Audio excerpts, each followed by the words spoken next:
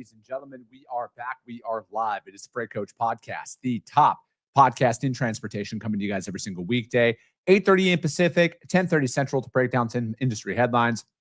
But most importantly, you guys provide some actual insight into what you can do with all of this information. If this is your first time tuning in, welcome. This is the real side of freight, ladies and gentlemen. And I do say that before every single show. And what I mean by that is I only speak with transportation professionals, because at the end of the day, I want to talk to the right individuals who have done what you're looking to do, or who are currently doing what you're trying to achieve. So you can take that information, apply it, utilize it, and see a meaningful difference in your business and your life. Happy Thursday, everybody. I got a very special guest for you guys here today. I'm going to bring him up in a second. I do just have a couple of quick announcements. We did drop our weekly newsletter yesterday, you guys. Every single Wednesday, it comes out. Again, it's all freight related. I'm not trying to be a life coach or anything like that. I just love this industry, and we want to put out some actionable insights for you guys to use. We talk about fuel, rates, all of that stuff out there. So check it out. If you want to get in on it, though, I need you to go to thefreightcoach.com to auto register for it. I don't sell out your email address if I have you in my contact list, because I want you to want to get that newsletter. Again, once a week, every single Wednesday. But today, I had to bring this guy back on. I met him in person at IANA. I interviewed him at IANA earlier this year, and we didn't have enough time, because one thing that they're building and have built at their company is I loved it. I saw the product, and I'm just looking forward to continuing to break this topic down. So I have Mr. Curtis Spencer back on the show. So Curtis, thank you so much for taking the time to join me today. You bet. Thanks, Chris. No, man, I'm looking forward to it, Curtis. Like, I mean, we didn't have enough time at IANA. You guys are, out there, you're busy making that show work. So, dude, how's it been? It's been a couple of months, man. How's everything going? It's been fantastic. That was a killer show. We call it a target-rich environment. You have a lot of people that make decisions that are in the transportation industry that are there. They're all searching for the same thing. They want reliable, actionable intel on where is my box. Yeah. Everybody's asking, where is my box? And can you secure my box? Whether it be a trailer or a container, even chassis are getting stolen at a remarkable level. And so the chassis industry has now really embraced the entire secure track and trace environment. Yeah.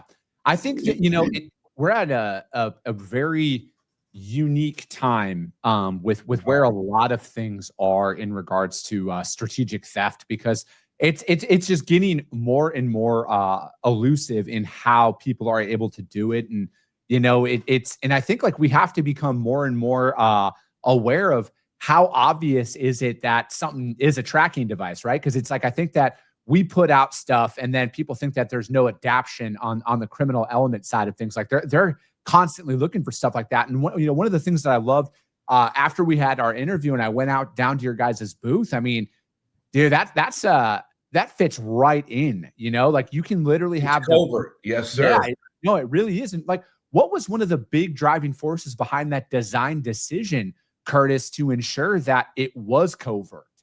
Well, there's three things you learn in transportation, especially having to do with theft. The first one is the bad guy, like you said, he's getting smarter and smarter all the time. He's trying to stay a couple steps ahead of all of us in the industry trying to secure freight. The second thing is that apart from where you and I live, when we live in a house, we put out that sign that says ADT, protected by ADT, because we want the criminal going to the next guy's house. On freight, that's like a bullseye. Yeah. If I put a big brick on the back of the door of the trailer or the door of the container, I'm basically telling somebody that's a really, really good chance to hit something worthwhile. And then the third thing is freight needs to be blended in so that it is not chosen to be hit on a random basis. And that's why we developed our units to be covert, both on the container and on the trailer.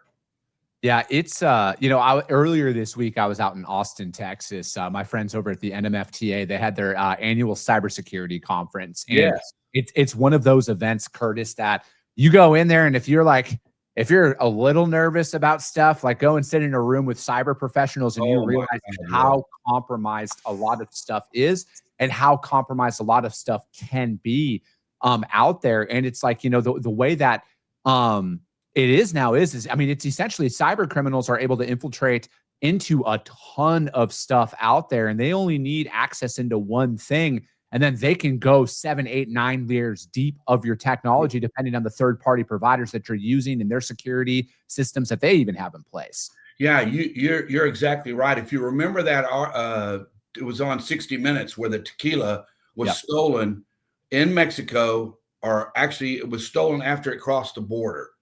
Let me tell you how that actually happened. It was a cyber evasion into the truck brokerage system that the guy that showed up there to take those trailers to a different location, he's a legitimate trucker. He had a legitimate bill of lading in his hands. He presented it, and he was able to take that load to a completely different destination. Now, that cyber attack that created that hole and that ability to spoof that bill of lading, that's going to keep happening. We've got to protect those brokerage software management systems so they can't be spoofed. That's a whole nother topic. Had that trailer been equipped with a bloodhound tracking device, it would immediately have known, hey, you're not going here, you're going over here. And it would have alerted the user that, hey, something's going on with that. And then because we have the security feature, if you open that door, your picture gets taken. That security feature is going to be not only telling you when and where it got breached, it's also going to be proof of the breach. When you have proof, then you as the user can send that to law enforcement, and boom, you got your product back as fast as you can get it.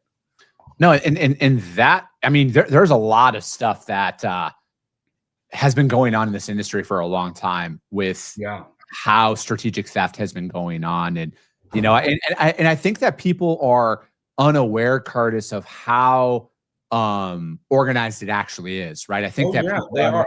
There's gangs. It's global gangs. No, they're working out of Romania and Lithuania and the Kremlin and everywhere else because they know they can do it through hacking. It's the hacking process. It's the phishing process. We have double redundant protections at our company, and every single email that comes through gets double checked because you don't click on anything. I don't care if it looks like a DocuSign from your number one customer that you're ready to get a PO from. Double check it all.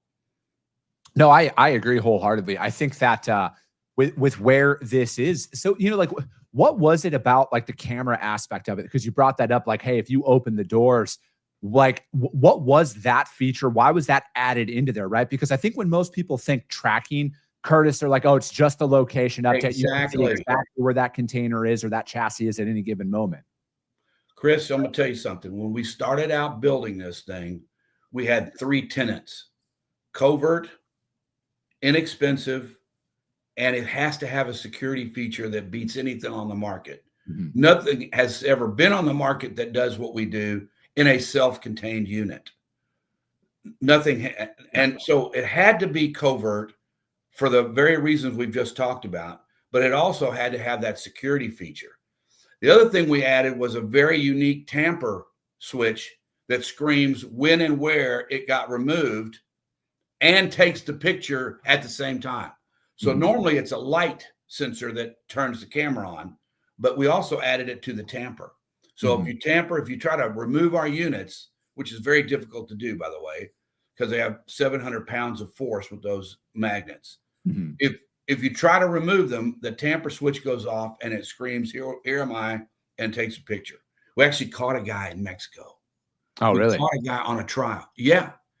Taking the unit off, and it took pictures of him walking the unit to an office, able to tell the customer recovered the units.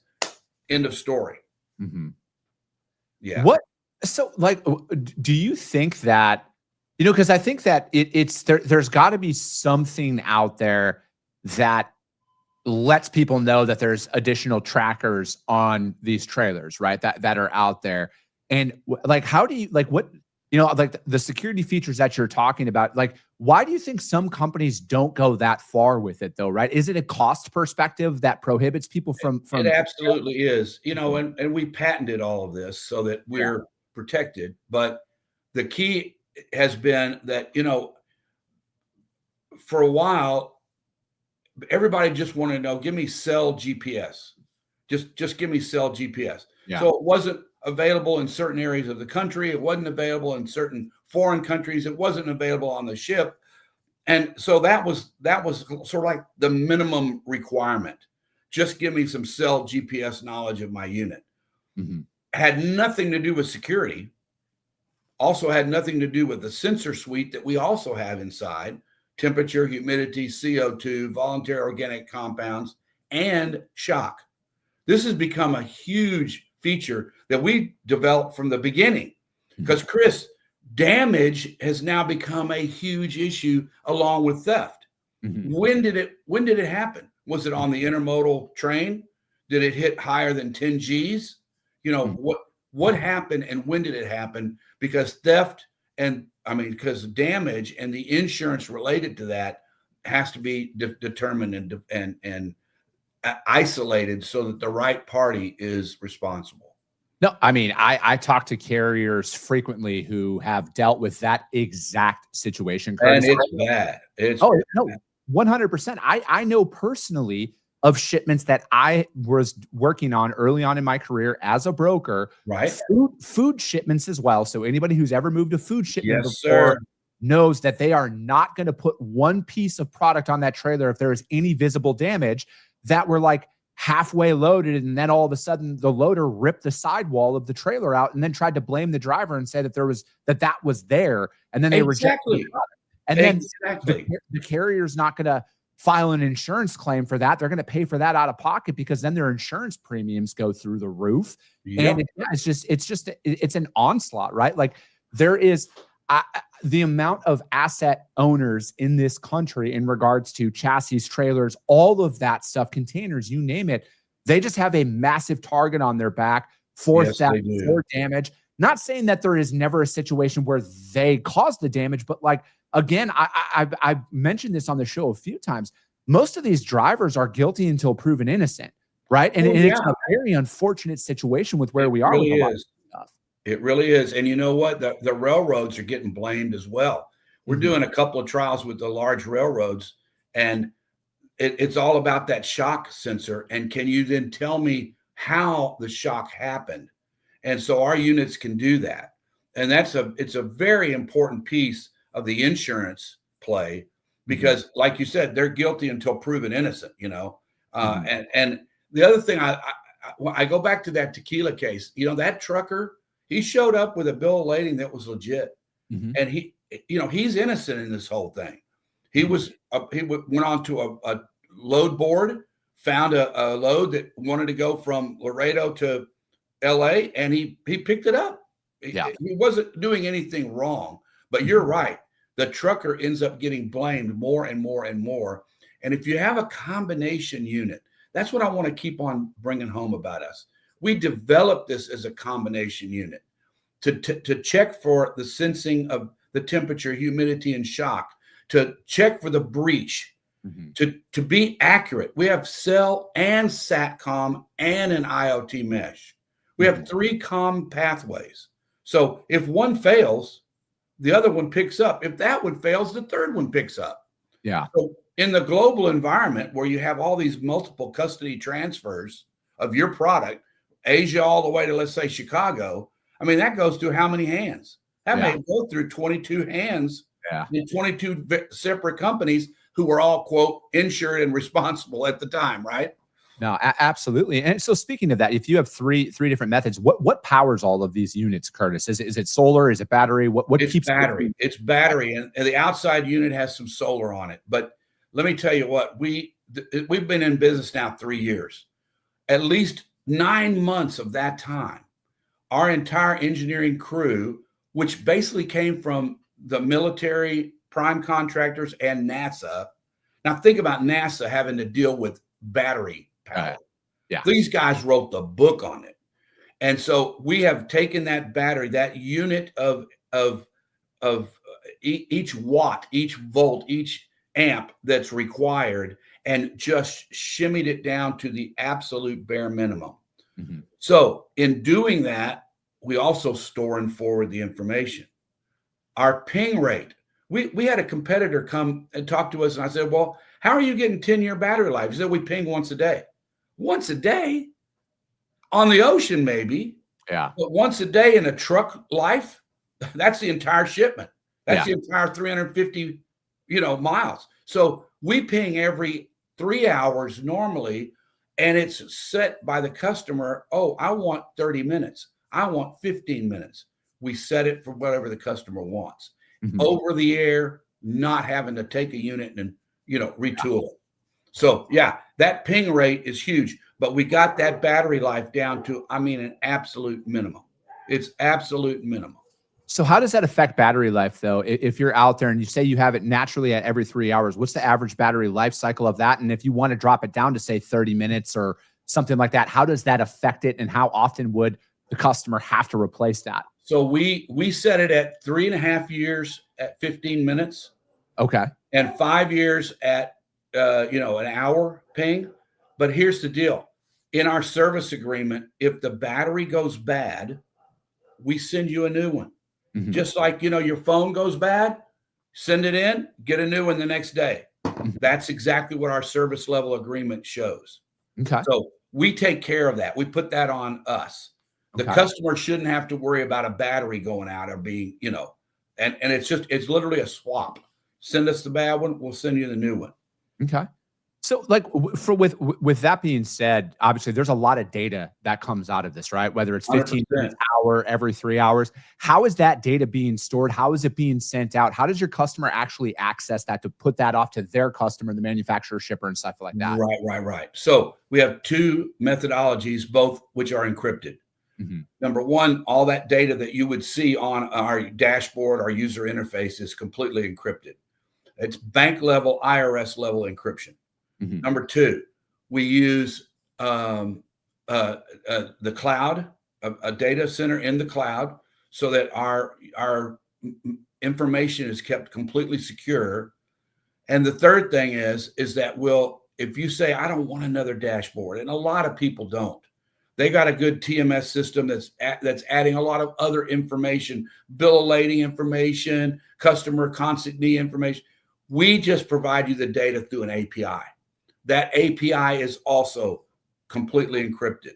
Mm-hmm. So we've got the option and the flexibility to provide you with a dashboard or provide you with an API, and all you get is the data, and it spills right into your TMS. And then is there a way to take that data? Is it can you have that set, automatic updates and everything like that? 100%. Or is this, can you turn that off? I guess is what I was trying to ask there is if you know that there's going to be repairs on this unit, this container, for example, or this trailer and it's going to be down for 2 weeks, and you want to conserve battery life or preserve battery life with that, can you stop tracking at that time if you know where it's already tested in the middle of the Pacific? Okay. We had 8 containers on a vessel. They want it turned off when it went to Japan, turned back on when it hit Korea. We did it. 100%. Okay. And it does exactly what you said. It's a way to save battery. Because we've developed it for a long-term battery life, even at 15-minute pings, battery usually is not an issue, especially for the outside units that have the solar backup. Yeah. And so with that being said, though, your ability to start that and stop that, in the event something does happen, the load gets compromised, and say it was set at a 3 hour or a 5, whatever that looks like, can you drop it up to real-time tracking or every 15-minute pings to be able to get law enforcement on their tail right away? Yeah, more than that.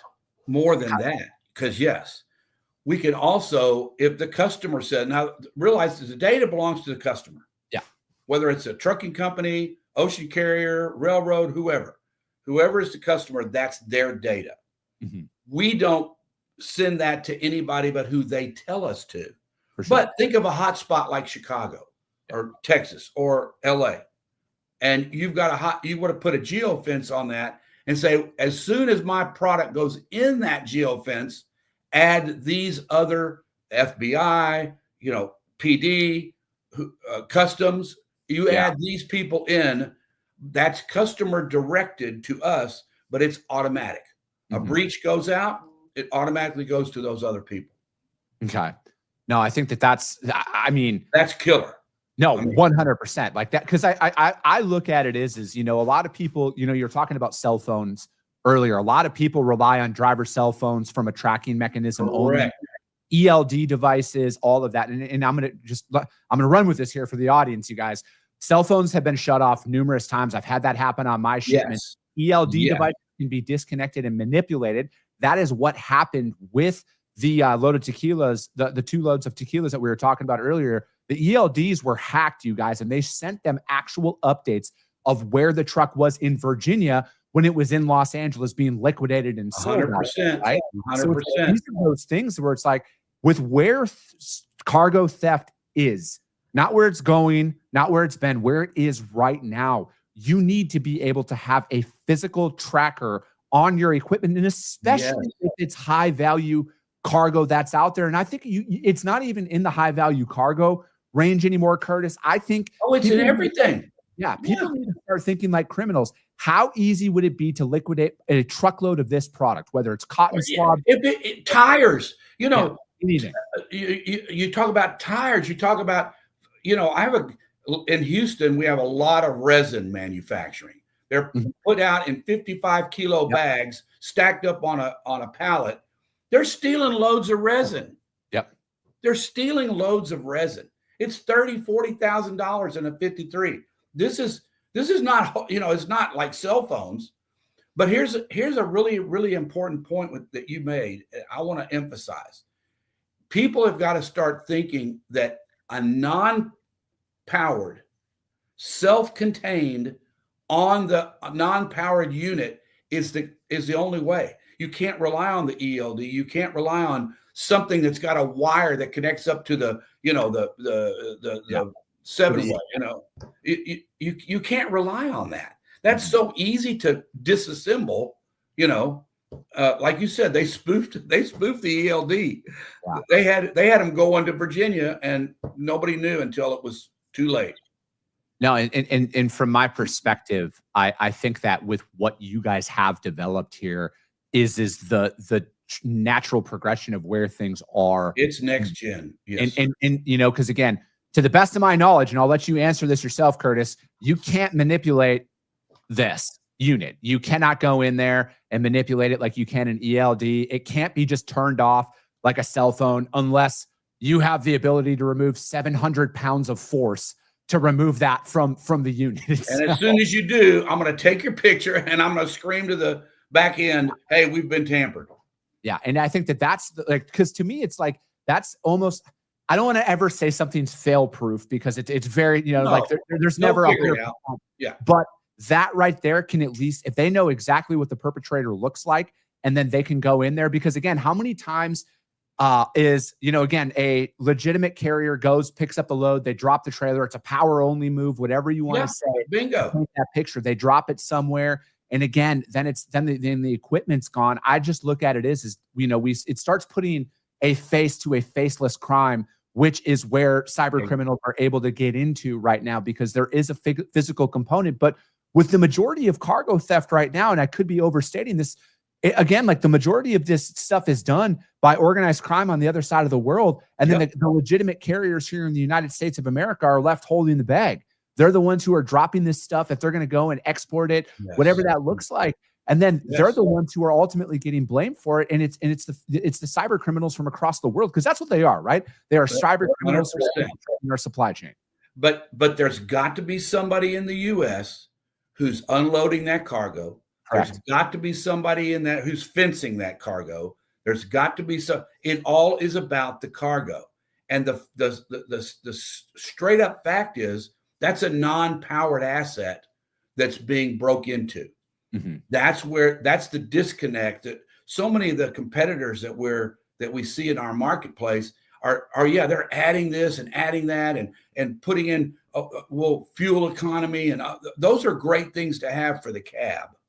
What are you doing for the cargo? Mhm. That's the key issue, and that's what we designed the entire product line to be about, is that cargo. Yeah, I think that it's almost like as big of a push for technology, AI, and everything that's out there right now, Curtis. We almost, when it comes down to security and safety, we need stuff that's offline that people Correct. cannot infiltrate. And if they somehow get that, again, there's still that physical component of taking a picture, because that's all we need, right? Like we need that photo. And then yeah. again, I would probably argue more often than not, it's the same handful of people that are committing these crimes all across the country, right? Yes, and, sir. and it's one of those things where I think that at times, Curtis, I think people are overcomplicating problems, and because it's like it seems too simple, right? Like it seems too, like there's no way that that's going to happen. But I think that that is also an advantage that people are taking is they're like, oh no, let's keep everybody focused on this. Let's almost go back to the basics of how theft and everything was done back in the day. And it's like I was when everything was going down with the tequila. And then a couple of years ago, I'll never forget this. And this is when all the light bulbs started going off in my head that in LA, when that container was popped and they just happened to know which one with all of those panels. Exactly. I look at it like this. Do not remove the inside job component of how much of that is still a very major part of it, right? Because all they need, like, look at it like this. All they need is that container number that your guys' product is on, and they can pop it. But here's the thing. Your guys' tracker takes a photo of the person popping the seal. That's all it. right. And that is that component that has been missing from the digital aspect of cell phone tracking, ELDs, and stuff like that, because there's no physical photo of this stuff for the most part. I'm sure somebody can listen to that. No, and to your point a minute ago, where you were saying, hey, you can spoof, GPS can get spoofed, but when you then switch immediately to satellite, unless you're a foreign actor, a sovereign nation, you're not going to be able to spoof satellite. Yeah. And our satellite's Iridium. It's everywhere. Yeah. It's everywhere. So, that's the reason we had the backup redundant comms, because we knew that someone somewhere is going to figure out how to, jam that signal, but they can't jam the satellite signal. No. Yeah. And you were right though. When you think about the combination of cyber criminals and inside job help, I mean, that's going to be 95% of it. Mm-hmm. Those two components, it's 95% of it. But as you said, however, if you have the picture of the guy opening the door, you kind of got it. Yeah. And with the amount of people who think that you can kind of fly under the radar with this stuff, all they, again, it's like they take your photo everywhere. And if they have a photo of you popping the seal of a trailer, compromising that shipment, it's going to take them 5 seconds to get your name, age, location, and every step. If you send that to law enforcement, the facial recognition software that they employ is it's absolutely phenomenal. The other thing is, think about this. We're really heavy in talking to Mexican trucking, U.S. trucking going down in back and forth from the border. And, customs will tell you that those guys will pop that seal, take out 4 cartons, put in 2 bags of drugs, close the door, put the seal, exactly the same seal on in 60 seconds. Yeah. Well, I've taken 3 pictures in 60 seconds with Bloodhound. Yeah. And that is, we're working with U.S. Customs now to say, hey, if you see a Bloodhound truck going through that and it's identified as one, which we have the ability to do that, then let that truck go on, because that's a resource you don't need to spend time on. They're always dealing with resources. High risk gets all the resources. Low risk doesn't require the resources. That's what CT-PAT was built on. Yep. That's what the fast lane was built on. And so we're working with them. We've already had several demonstrations of our products with that group, DHS all the way down to CBP, to make sure that they understand, hey, with this product, you can rely on it and you don't have to worry about spending resources. No, absolutely. Curtis, thank you so much for your time this morning. I really appreciate it. I'm glad you came back on, man. I'm really high. Oh, this is one of my favorite podcasts. You guys got it down.